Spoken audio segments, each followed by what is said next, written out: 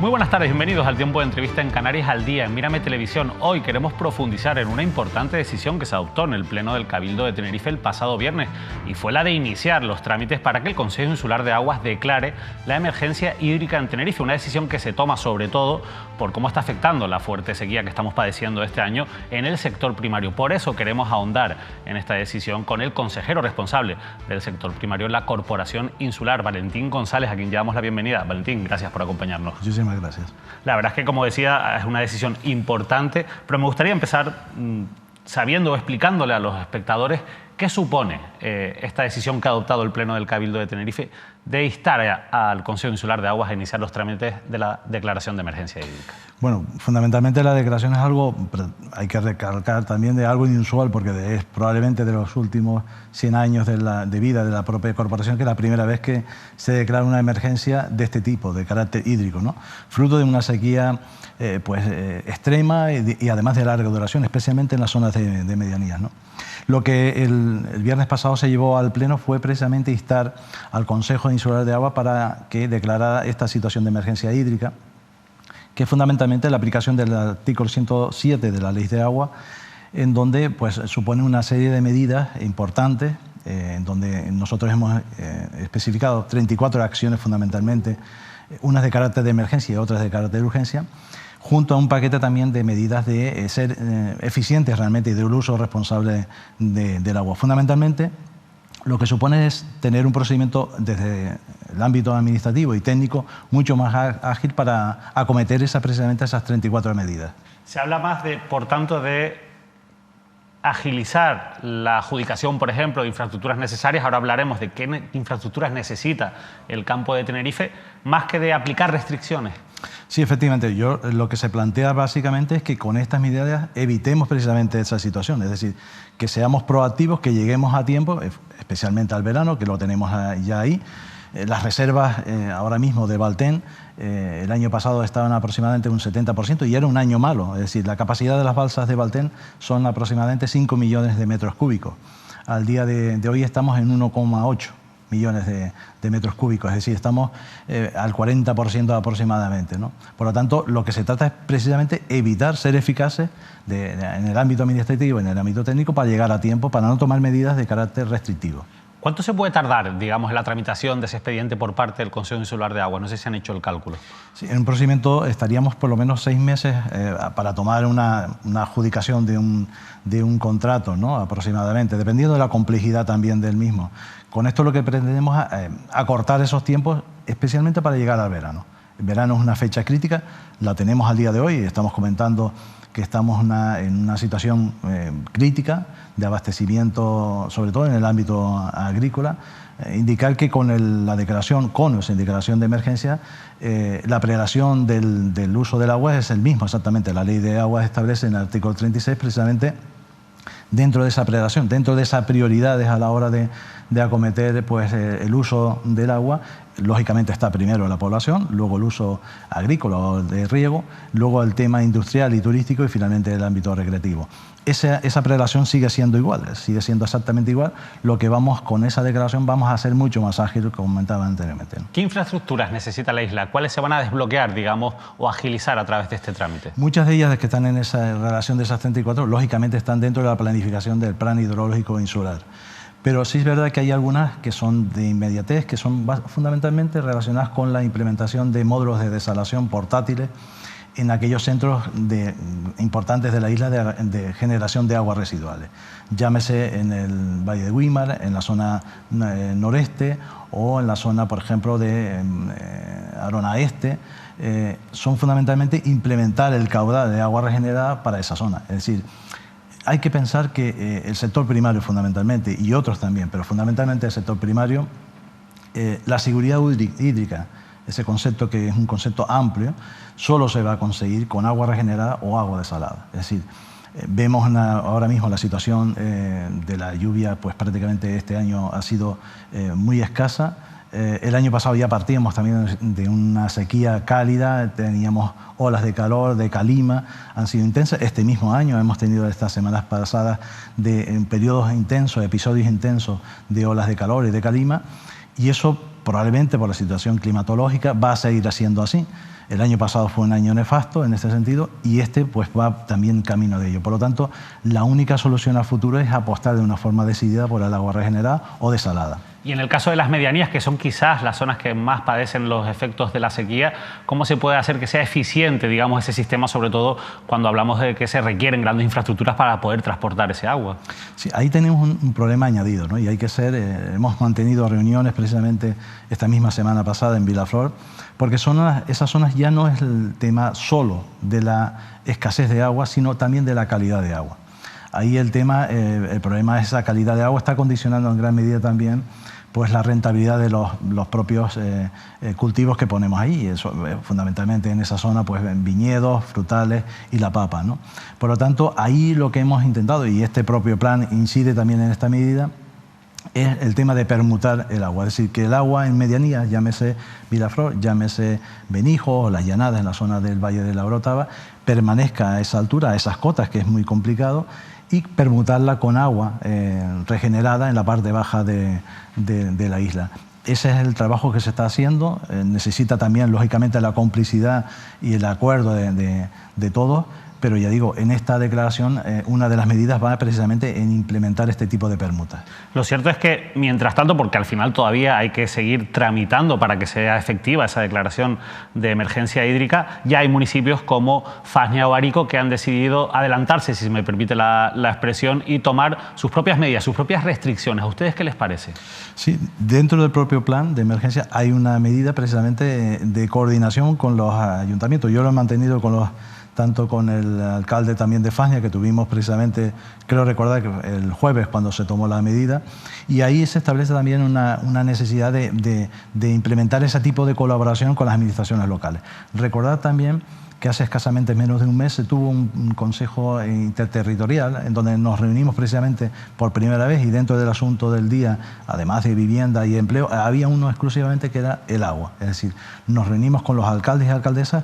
Ya en ese momento advertíamos que la situación era complicada y que podíamos tener situaciones complejas y difíciles en el verano si no llovía, ¿no?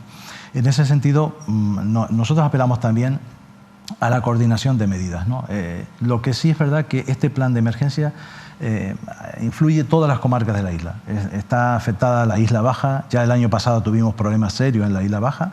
Ahí tuvimos que colocar allá por el mes de agosto pues dos módulos de desalación de 2.000 metros cúbicos diarios, que salvó, si se me permite la expresión, pues esa zona, especialmente en verano, pero afecta también a la zona del Valle de la Orotava, a la zona noreste, Tacoronte a Centejo, al Valle de Huima, que la idea también ahí es poner un módulo de desalación, y lógicamente a la zona sur-oeste de la isla, como es la zona ya sea de Guía de Isora, la zona de San Miguel. Ya el año pasado, de hecho, en el verano, pues en la zona de la balsa de Valle San Lorenzo ya hubo restricciones y modulaciones a través de Valtén. Por lo tanto, la situación afecta a todo el municipio, a todas las comarcas prácticamente, en mayor o menor medida. De ahí que la coordinación sea esencial a la hora de tomar medidas por los ayuntamientos. Lógicamente, dentro de su autonomía municipal, pues lógicamente pues harán ese tipo de bandos que irán en esa línea probablemente de aquí al verano. ¿Y a usted le parece acertado, le parece necesario, entiendo? Sí, parece necesario. Además, nosotros lo establecemos, cada ayuntamiento pues establecerá a través del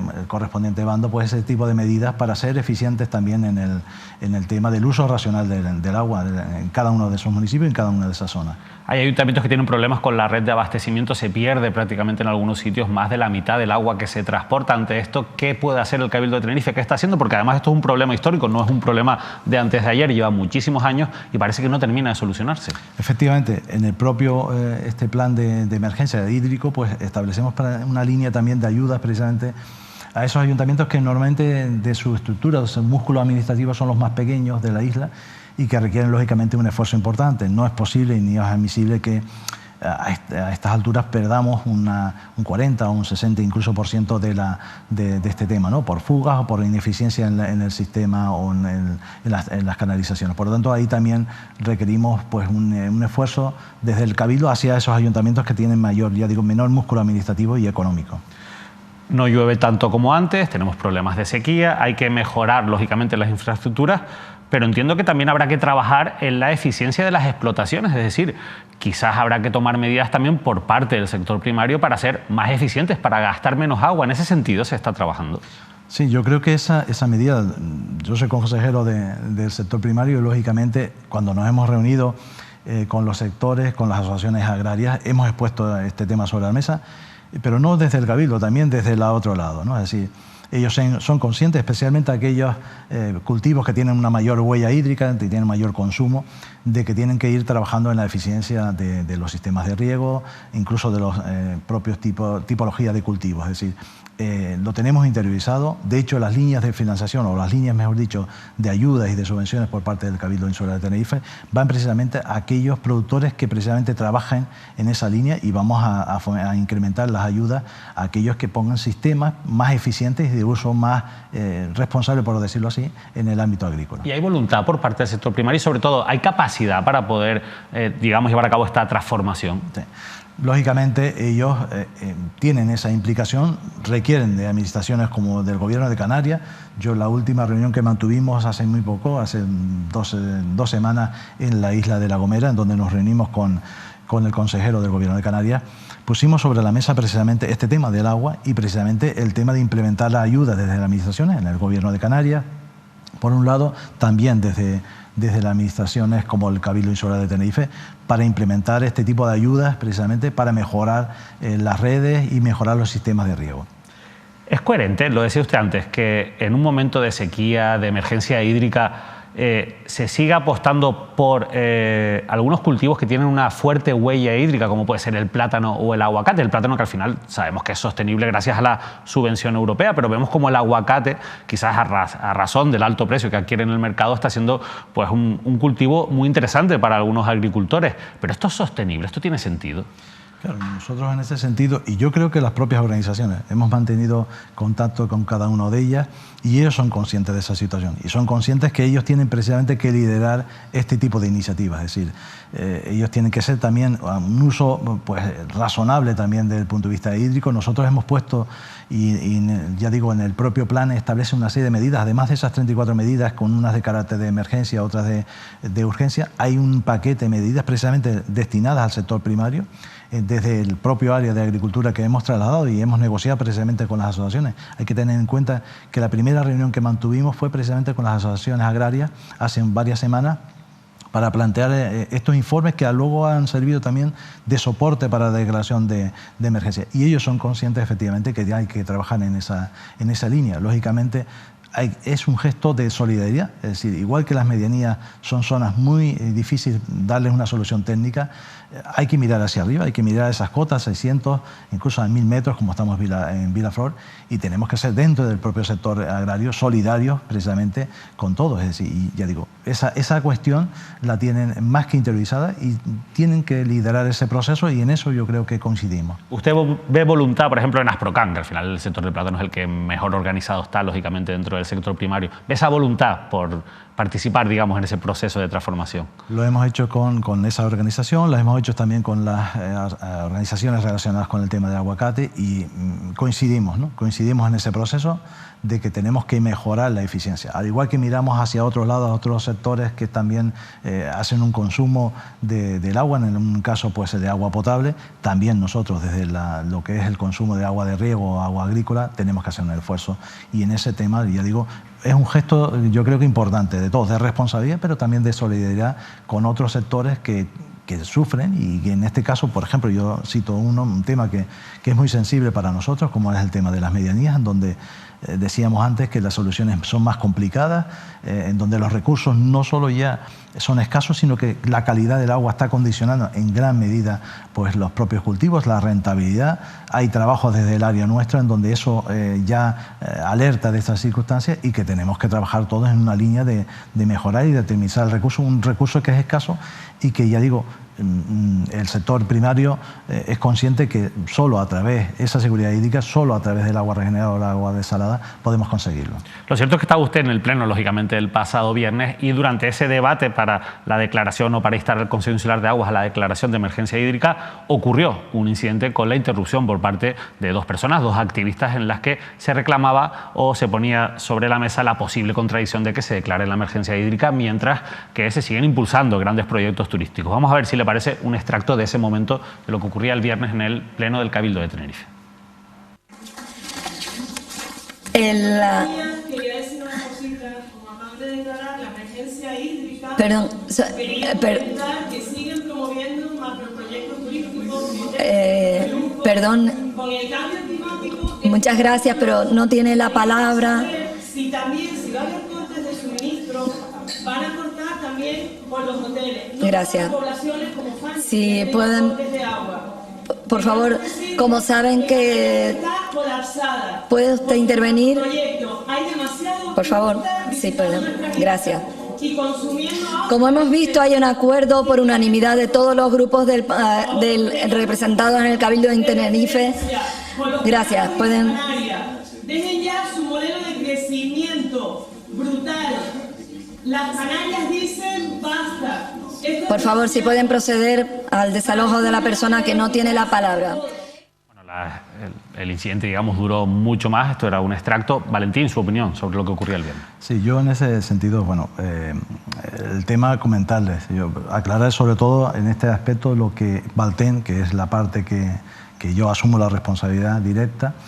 Nosotros gestionamos lo que es la prestación del servicio de agua regenerada en este tema relacionado con el tema agrícola y también el tema del embalse o las reservas en este sentido.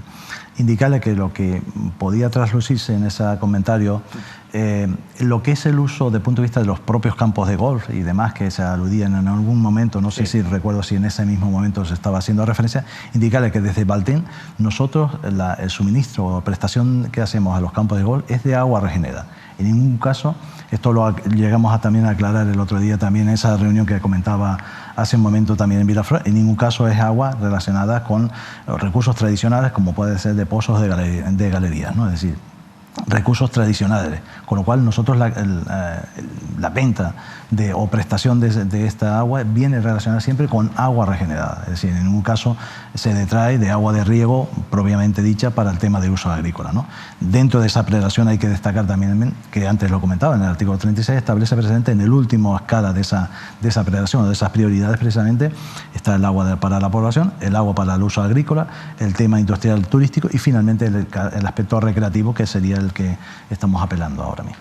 Lo cierto es que incluso más allá de algún comentario concreto, como por ejemplo el tema de los campos de golf o que por qué algún vecino de Fasnia tiene que sufrir restricciones mientras que no las sufre el sector turístico, usted ha explicado bien cómo funciona ese sistema de prelación, de prioridad, pero también es verdad que quizás haya que hacer alguna reflexión un poquito más profunda, es decir, hay un crecimiento poblacional que evidentemente genera una mayor tensión sobre los recursos y uno de ellos básico es el agua y claro, mucha gente se puede preguntar, estamos declarando la emergencia hídrica porque hay unos datos que nos dicen claramente que el cambio climático está teniendo unos efectos sobre un recurso tan importante como el agua, sobre todo en el sector primario. Pero a la vez seguimos impulsando proyectos que generan un crecimiento poblacional y, por supuesto, una mayor demanda de un recurso tan importante como el agua. Además, por diferentes estudios sabemos que un turista consume prácticamente el doble de agua que un residente. ¿Es coherente esto, consejero? ¿Esto hacia dónde nos lleva y, sobre todo, desde la óptica del sector primario, ¿es coherente que esto ocurra? Sí, es una reflexión que hacemos desde el propio sector. Es decir, el año pasado, que decía anteriormente, era un año malo ya climatológicamente hablando y las reservas, comentaba anteriormente, que también habían descendido de una forma tremenda, pues precisamente nuestro sistema, el sistema a través de balsas de Tenerife, funciona también como un elemento de seguridad. Es decir, fueron muchos los ayuntamientos que el año pasado requirieron precisamente del agua de riego para el abasto de la población, ¿no? Es decir, normalmente el sistema primario pues, funciona como un elemento también de garantía para que esa agua no falte en la población. El año pasado, por un hecho sobrevenido que todos conocemos con el tema del incendio, la rotura del canal del norte, pues provocó que hubo un desabastecimiento también concretamente de la laguna. ¿de dónde se tiró, si se me permite la expresión? Literalmente del agua de riego, ¿no? Por lo tanto, entiendo que este es un tema que hay que hacer un análisis también importante, de modelo también de isla y de recursos, porque estamos comentando que en este caso, si hay uno de los desafíos más importantes que tenemos esta isla, se habla de la movilidad, al final podemos buscar un modo u otro, pero el agua es un tema insalvable, es un tema que es un recurso hídrico pues escaso y que tenemos que tomar medidas de calado en este sentido, si queremos que el propio sector primario siga adelante, ¿no? Por ahí decía anteriormente que el único elemento de futuro y que podíamos para el sector primario es que acudamos al agua regenerada y al agua desalada, porque ya digo, depender de la climatología va a ser un tema a futuro más complicado, ¿no? Y si hay un elemento limitante de la actividad agrícola es precisamente el agua, ¿no? El agua sin duda es fundamental para el sector primario, pero no es el único motivo que preocupa, lógicamente, al sector. Hemos vivido días intensos de protestas en diferentes islas que además han ido un poco a la cola de lo que ha ocurrido a nivel nacional y a nivel europeo. Hay cuestiones que se escapan, lógicamente, a la competencia de las administraciones locales, pero sí que es verdad que hay una cuestión que es importante, que es el cumplimiento de la ley de cadena alimentaria. Esto es algo de lo que se quejan muchísimos agricultores y ganaderos, porque al final del dinero que ellos reciben a lo que realmente paga el consumidor cuando compra en un supermercado o en un mercado, hay una diferencia muy importante que se va en lo que llamamos los precios de distribución, de intermediación. ¿Por qué no se cumple la ley de cadena alimentaria y en este sentido qué puede hacer el Cabildo? Nosotros, dentro de esa tabla de reivindicaciones que decíamos hace una semana, que llevó prácticamente al campo a manifestarse de una forma, al igual que la ha hecho en Península, pero también aquí, en donde nosotros hemos apoyado precisamente este tipo de reivindicaciones. Una de ellas precisamente era el tema del agua, y otro de esos aspectos que también se ponen sobre la mesa, que también ya por el año 20, previamente a la pandemia, ya había también una convocatoria del campo para salir a manifestarse, que luego con el estado de alarma pues decayó, ¿no? El tema, nosotros hemos recabado del Gobierno de Canarias y lo hemos puesto como un elemento prioritario precisamente que nuestros productores, lo que no puede ser admisible, ¿no? Y yo creo que esto lo entendemos todos, es que produzcan por debajo de los costes de producción. Es decir, esto es inasumible y esto está llevando al campo a una situación tremendamente crítica, ¿no? Y sobre todo difícilmente podemos con este planteamiento hablar de relevo generacional. Es decir, no resulta atractivo acudir al campo si realmente los costes de producción, llámese agua, llámese los insumos. Hemos tenido un periodo también complicado con el tema de los costes de los insumos, con el tema energético, con el tema de los piensos relacionados con el sector ya más ganadero, y resultaba difícilmente operativo y difícilmente rentable en nuestro campo, ¿no? De ahí que precisamente las propias organizaciones agrarias, dentro de esa tabla de reivindicaciones, ponían sobre la mesa este tema del agua y precisamente de la aplicación de la ley de la cadena alimentaria, que no se cumple, ¿no? Y entonces hemos exigido al Gobierno de Canarias precisamente que su labor inspectora sea más intensa y sea más efectiva, porque realmente al final tenemos una ley pero que no se cumple, como muchas otras, ¿no? Y en este caso está sufriendo el sector de una forma desmedida esta problemática. Al final todo esto lleva a que sea muy difícil llevar a cabo el relevo generacional, lo decía usted también, y esto es fundamental lógicamente para el futuro del sector primario. Hace poco, hace unos días, estaba aquí Miguel López, secretario de la COAC, y él decía que cuando él llegó a la COAC era el más joven y hoy en día sigue siendo el más joven, y es una manera de demostrar, así ya ha pasado 20 años, ¿no? Es una manera de demostrar que no termina de haber un relevo generacional. Yo supongo que eso va por mejorar la renta de los agricultores, quizás para que sea atractiva, pero ¿realmente hay voluntad, usted cree, entre los jóvenes de apostar por ir a trabajar al campo? Eso es lo que planteamos, ¿no? Es decir, desde las administraciones también, y junto con las asociaciones agrarias, hemos planteado también ese reto que tiene el propio sector. Es decir, difícilmente un joven puede acudir a nuestro sector, ya sea ganadero, agrícola o en el ámbito de la pesca, si no tiene una rentabilidad su actividad diaria, ¿no? De ahí que debemos ayudar en ese proceso, no solo a través de ayudas, de líneas de subvenciones, sino que las condiciones sean favorables. Es decir, estamos hablando ahora mismo del tema del agua, ¿no? Nos hemos reunido con diferentes colectivos, especialmente, ya digo, en esas zonas más delicadas, más críticas también, que son las zonas de medianía. Lógicamente, los propios servicios del Cabildo, a través de la Agencia de Extensión Agraria, acompañan en ese proceso personal de un joven, pero luego hay elementos muy limitantes. El agua es uno. Es decir, el otro día tenía la oportunidad, efectivamente, en la zona de San Juan de la Rambla, en la cooperativa de medianía, y se acercaba gente también, gente joven relacionada con miembros de la propia cooperativa, que me trasladaban efectivamente. Hemos hecho todo este proceso de acompañamiento a través del propio Cabildo, y claro, ahora tenemos un elemento limitante como es el tema del agua, ¿no? Por lo tanto, son muchos elementos que debemos trabajar para que resulte eso, efectivamente, atractivo la actividad agrícola y que un joven pueda acercarse a nuestro sector. Y fundamentalmente es el tema de la renta. Si no hay una rentabilidad, si no es atractivo esa actividad, desde luego muy pocos jóvenes van a acudir. Y desgraciadamente nuestra imagen que tenemos es un productor, un agricultor mayor que se dedica a la tierra, pero lógicamente ese relevo está condicionado por esas cuestiones que hemos comentado de fondo. Por eso es una cuestión de conjunto del medio. Antes hablábamos de las zonas medianías, de que esas zonas sean también un elemento atractivo desde el punto de vista económico. Además, porque hay muchísimos efectos positivos de la agricultura en, digamos, aspectos importantes medioambientales. Por ejemplo, yo es que siempre recuerdo a Vladimiro Rodríguez, que fue un histórico consejero del sector primario en el Cabildo de Tenerife, insistir en la importancia de que existan campos que estén cultivados para prevenir de los incendios, por ejemplo. Y eso en la zona de medianías, que hemos insistido tanto en lo que ocurre en estas zonas, es básico, ¿no?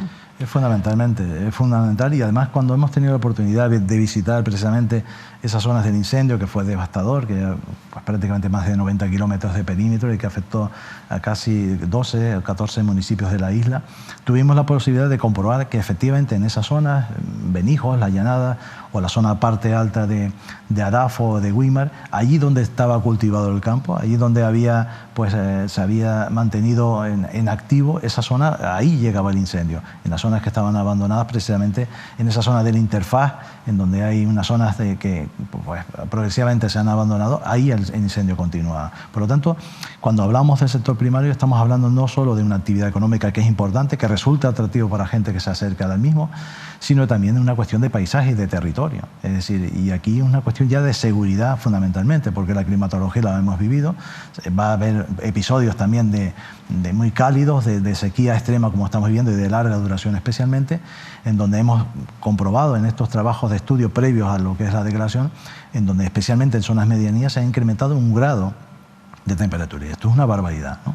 Y estas condiciones, desde luego, no lo que hacen es que, especialmente en lo que es el riesgo de incendio, cada episodio o cada verano sea más complicado, ¿no? Y hemos vivido episodios de incendios, de grandes incendios, antes nunca vistos, ¿no? Como el que hemos vivido en Arafo el verano pasado, en el 15 de agosto, ¿no? Otra de las aristas que se deriva de toda esta conversación que estamos teniendo, consejero, es el gran reto de la soberanía alimentaria, porque al final eso lo que demuestra es una fuerte dependencia del exterior. Yo quería hablar de este asunto poniendo un ejemplo que ocurrió hace algunos meses, usted recordará bien, que fue esa crisis de la papa, como un efecto externo provocó pues, un desabastecimiento y a su vez demostraba la dependencia fuerte que tenemos del exterior, y después un proceso de especulación que se produjo aquí con un precio de la papa completamente disparado. Me gustaría saber su opinión sobre ese episodio y sobre todo qué medidas al respecto ha tomado el Cabildo para que esto no vuelva a ocurrir. Estamos trabajando desde el Gobierno de Canarias y el Cabildo. Hay una empresa, yo creo que es referente a nivel canario y a nivel incluso nacional, como es Cultesa, ¿no? Una de las empresas que se trabaja precisamente con el saneamiento, en este caso, de la papa, tradicionalmente de la papa antigua, y también, por ejemplo, en temas de otro tipo de variedades relacionadas con la piña tropical, con el tomate. Trabajo muy amplio en este sentido. Y lo que planteamos precisamente cuando sucedió ese episodio, que fue un episodio complicado, en donde la importación de papa británica pues, se impedía porque había una plaga de un escarabajo, ¿no? Esto lo que demostraba lo sensible y lo delicado que pende prácticamente de un hilo pues, en nuestro sistema agroalimentario, ¿no? Y porque tenemos también un elemento también normativo, como es la orden ministerial de marzo del 87, que prohíbe precisamente para evitar este tipo de plagas. Ya en el ámbito de la papa tenemos la polilla guatemalteca, que realmente nos impide exportar. Y en ese caso, pues lo que ponía sobre la mesa no solo ya la imposibilidad de de traer papa para el consumo. Lo más delicado, bueno, del consumo podíamos buscar alternativas al mercado británico, pues en Egipto o en Chipre o en otra alternativa. Lo más delicado de este tema era la imposibilidad de poder traer papa para la siembra, y esto hubiese condicionado esta cosecha, y esto hubiese sido un elemento bastante complicado y bastante grave que afectaría de una forma nuestro sector agrícola, y especialmente el tema de la papa. Por lo tanto, ahí hemos demostrado, se demuestra precisamente lo sensible y lo delicado de nuestro sistema, y por lo tanto tenemos que trabajar en la línea que comentábamos, y hemos tenido varias reuniones con el consejero, el tema del saneamiento, en este caso, de la papa, para tener no esa dependencia externa como hemos tenido con el tema británico, porque en el caso nuestro la única papa para siembra viene, nuestras variedades vienen de las Islas Británicas. Por lo tanto, en este hubiésemos tenido el condicionante de no tener cosecha este año de siembra, ¿no? Por lo tanto, hay que trabajar de la mano, en este caso, de una empresa referente como es de Cultesa, darle el soporte económico y financiero suficiente para seguir trabajando ya no solo en la papa antigua, en la papa bonita, en sus diferentes variedades, sino también trabajar en lo que es la papa blanca también. Pero es cierto que hubo agricultores que tenían papa y no la sacaban al mercado para especular. Efectivamente, en ese periodo hubo momentos de especulación. Difícilmente en 2 días había desabastecimiento absoluto de las islas, es decir, alguien trabajó en ese sentido, precisamente en esa línea, ¿no?, de la especulación, ¿no? Y en esto advertimos, y también pusimos información importante también, que lo tuvieran también los ciudadanos, porque bueno, en este tipo de situaciones hay algunos que utilizan la famosa picaresca y desde luego hicieron mucho daño también, hicieron una situación también de alarma social importante, porque acudíamos a cualquier lineal, de cualquier superficie, y no había papa, ¿no? Y una última cuestión que yo creo que siempre es importante incidir es también la parte del consumidor. Se insiste mucho en el mensaje de que es importante consumir producto local. Yo le cuento mi experiencia precisamente con la papa. Este fin de semana en una gran superficie solo había papas de Dinamarca, entonces decidí no comprar papas, y bueno, pues ya espero y la compro en otro lugar donde pueda conseguir papa de aquí. Pero sí que es verdad que además de a veces que no haya existencias, ocurre que los precios son más económicos comprando productos de fuera. Y claro, como está la situación ahora, como está la inflación, como están los bolsillos de los consumidores, ¿cómo se puede motivar a que la gente compre producto local? Sí, es comprensible. Existe esa misma reflexión que cualquier ciudadano cuando acude a un lineal, es decir, pues opto por esta botella de vino de la denominación de origen, de las 6, cualquiera de ellas, de esta isla, opto por esta otra que tiene un precio mucho más bajo, ¿no?